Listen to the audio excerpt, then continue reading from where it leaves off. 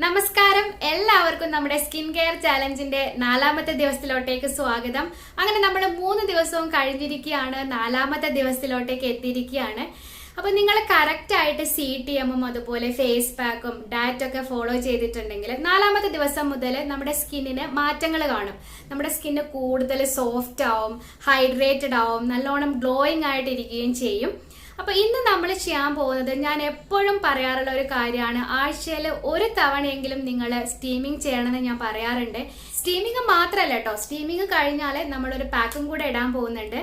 Steaming എന്ന് പറഞ്ഞു കഴിഞ്ഞാൽ നമ്മുടെ സ്കിന്നിൽ ഡീപ്പ് ക്ലെൻസിങ് ആണ് നടക്കുന്നത്. നമ്മുടെ പോസ് ഒക്കെ നല്ലോണം ക്ലിയർ ആകും. അതുപോലെ ബ്ലാക്ക് ഹെഡ്സും വൈറ്റ് ഹെഡ്സും ഒക്കെ നമുക്ക് എളുപ്പത്തിൽ കളയാൻ പറ്റും.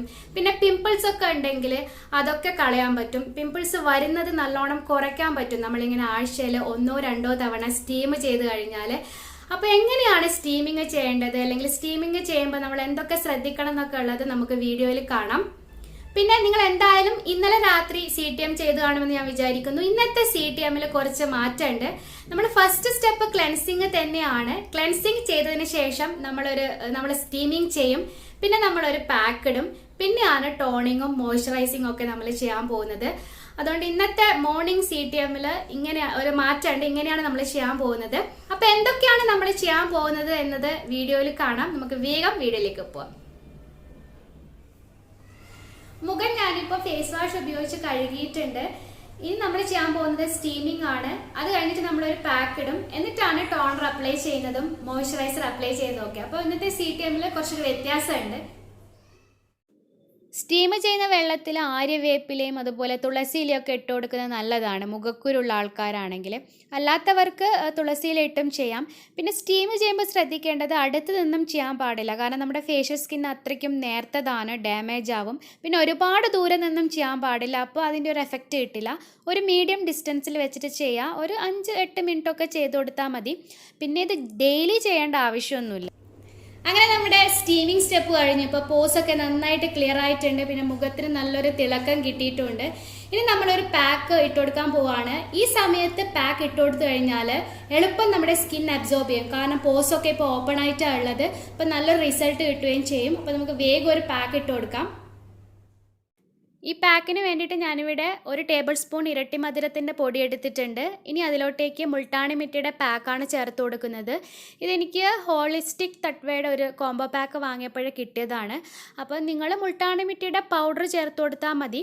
ഇനി ഇതിലോട്ടേക്ക് ഞാൻ റോസ് വാട്ടറും കൂടെ ചേർത്ത് കൊടുക്കുകയാണ്. എന്നിട്ട് 3ഉം കൂടെ നന്നായിട്ട് മിക്സ് ചെയ്യുകയാണ്. ഇനി നിങ്ങളുടെ അടുത്ത് ഇരട്ടി മധുരം ഇല്ലെങ്കിൽ മുൾട്ടാണി മിട്ടിയും പാലും മാത്രം നിങ്ങൾക്ക് അപ്ലൈ ചെയ്യാം. അല്ലെങ്കിൽ ഓട്സും തേനും കൂടെ അപ്ലൈ ചെയ്യാം, ഓട്സും പാലും കൂടെ അപ്ലൈ ചെയ്യാം. അപ്പോൾ നമ്മൾ ഇതുപോലെ സ്റ്റീമിങ് കഴിഞ്ഞിട്ട് ഒരു പാക്ക് അപ്ലൈ ചെയ്യുകയാണെങ്കിൽ എളുപ്പം നമ്മുടെ സ്കിന്നിന് ആ ഒരു റിസൾട്ട് കിട്ടും.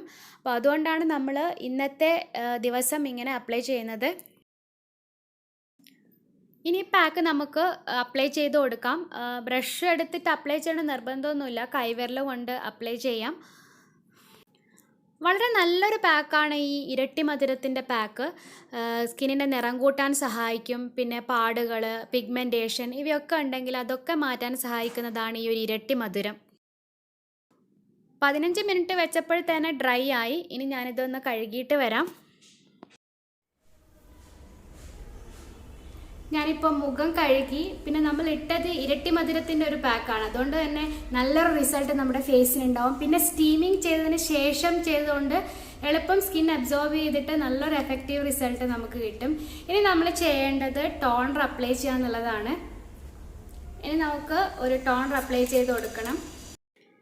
സ്റ്റീമിംഗ് ഒക്കെ ചെയ്ത് കഴിഞ്ഞിട്ട് പോസൊക്കെ അത് ഓപ്പൺ ആയിട്ടുണ്ടാവും. അപ്പോൾ ഈ ടോണർ അപ്ലൈ ചെയ്ത് കഴിഞ്ഞാൽ ഈ പോസൊക്കെ ക്ലോസ് ആവും. ഞാനിവിടെ റോസ് വാട്ടറാണ് ടോണറായിട്ട് ഉപയോഗിച്ചിരിക്കുന്നത്. ഇനി അത് കഴിഞ്ഞാൽ നമ്മൾ മോയ്സ്ചറൈസറാണ് അപ്ലൈ ചെയ്യുന്നത്. നമ്മളെ മുഖം ഒന്ന് ഹൈഡ്രേറ്റ് ആക്കാൻ വേണ്ടിയിട്ട് ഏത് മോയ്സ്ചറൈസറാണോ നിങ്ങൾ ഉപയോഗിക്കാറുള്ളത് അതൊന്ന് അപ്ലൈ ചെയ്യുക. അങ്ങനെ നമ്മളെ CTM റുട്ടീൻ അതിവിടെ കംപ്ലീറ്റ് ആയിരിക്കുകയാണ്. ഇതായിരുന്നു നമ്മുടെ ഇന്നത്തെ മോർണിംഗ് CTM റുട്ടീൻ. അപ്പോൾ നൈറ്റ് CTM മറക്കണ്ട.